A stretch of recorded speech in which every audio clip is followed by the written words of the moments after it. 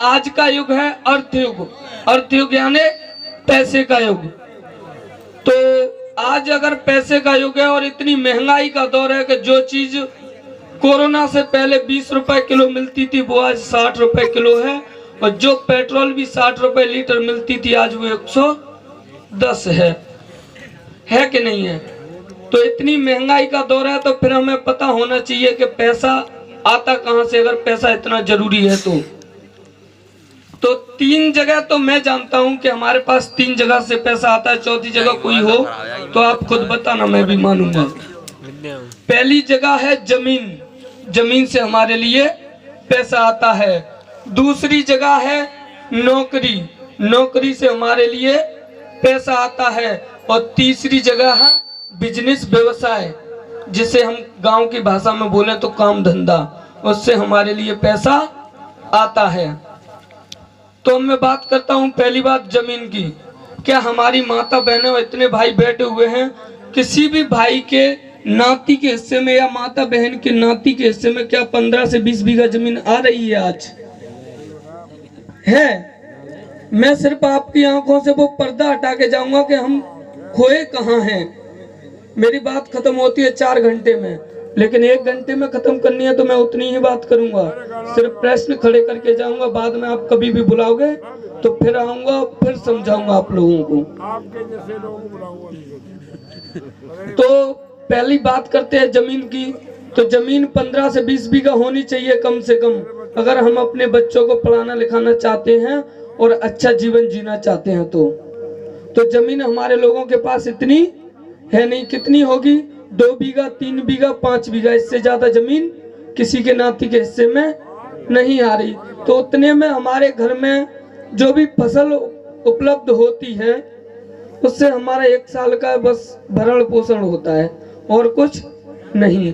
अच्छा, जो हम फसल बोते हैं उससे महीने भर में देखने कितने दिन जाते हैं? कितने दिन देखने जाते हैं महीने में? कितने दिन? देखो, आप जवाब दोगे तो मैं बात करूंगा, नहीं मैं बात खत्म कर दूंगा। मैं नेता नहीं हूं जो भाषण देने आया हूं आपके बीच में। 5 बार या 10 बार जाते होंगे, उससे कितना टाइम व्यतीत होता है हमारा? 1 साल। तो जब हमारी 1 साल गुजरने वाली है, उस फसल को देखने के लिए हम 1 महीने में कम से कम 8 से 10 दिन जाते हैं। अब मैं आपसे एक प्रश्न पूछता हूं, हमारे बच्चों की जिंदगी से हमारी पूरे परिवार की जिंदगी बदलने वाली है। बताओ कौन कौन माता पिता अपने बच्चों के स्कूल में महीने में 1 भी दिन देखने जाता हो? नहीं जाता है कोई। जाते हैं। जिस फसल से हमारी 1 साल गुजरती है उस फसल को महीने में 10 बार देखने जाते हैं। जिस बच्चे की शिक्षा से हमारी जिंदगी बदलने वाली है उस बच्चे के स्कूल में हम आज तक 1 भी बार देखने नहीं जाते। अब बताओ। तो हमारे पास जमीन है नहीं। अब मैं दूसरी बात करता हूँ नौकरी पर। तो नौकरी कैसे लगती है हमारी? पढ़ाई से। नौकरी लगती है पढ़ाई से। पढ़ाई कहाँ होती है? स्कूल में। पढ़ाई कहाँ होती है? पढ़ाई स्कूल में। स्कूल में। अच्छा, स्कूल में पढ़ाई होती है।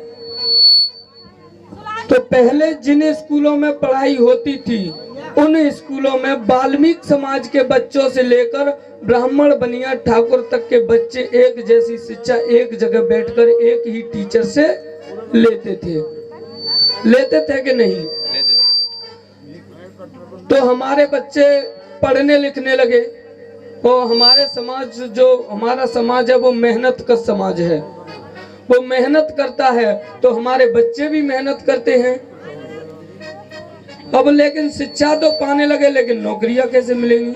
शिक्षा तो हमें ज्योतिबा फुले जी ने शिक्षा की क्रांति की तो बाबा साहब को शिक्षा मिलने लगी। लेकिन इस धरती पर 2 महापुरुष ऐसे पैदा हुए जिनके कारण हमें नौकरियों में जाने का मौका मिला। पहले थे डॉक्टर भीमराव अंबेडकर और दूसरे थे मान्यवर साहब कांशीराम जी। तो बाबा साहब कैसे थे?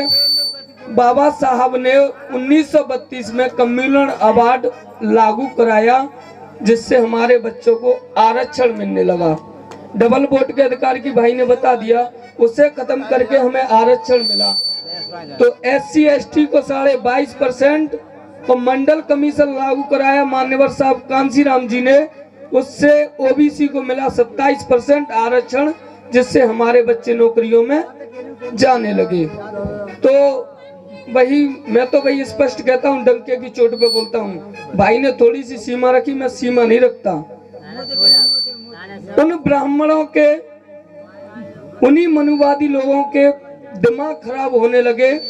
मैं तो दोस्त और दुश्मन की पहचान कराऊंगा सिर्फ, अब ज्यादा बात नहीं करूंगा, आप कभी और बुलाना तब बात करूंगा। तो जैसे ही जो लोग हमारा शोषण करते थे उनके दिमाग खराब होने लगे कि जिन लोगों को हम दबा के रखते हैं ये आज हमारे साथ बराबर से कुर्सी डाल के हमारे साथ बैठते हैं। अब बताओ किसी व्यक्ति को हम गुलाम बना के रखें और वो फिर हमारी बराबरी में आ जाए, हमें सहन होता है? नहीं होता। तो यही हाल उन्होंने किया। तो उन्होंने कहा कि यार ये नौकरियों में कैसे पहुंच रहे हैं? उन्होंने कहा शिक्षा के कारण। तो उन्होंने हमारी शिक्षा क्या की? बर्बाद की। और कैसे बर्बाद की? जिन विद्यालयों में शिक्षा दी जाती थी उन्हीं विद्यालयों को भोजनालय बना दिया। 2 रोटी खाइए, कटोरा बजाइए और अपने घर जाइए। बताओ यही हाल है कि नहीं है?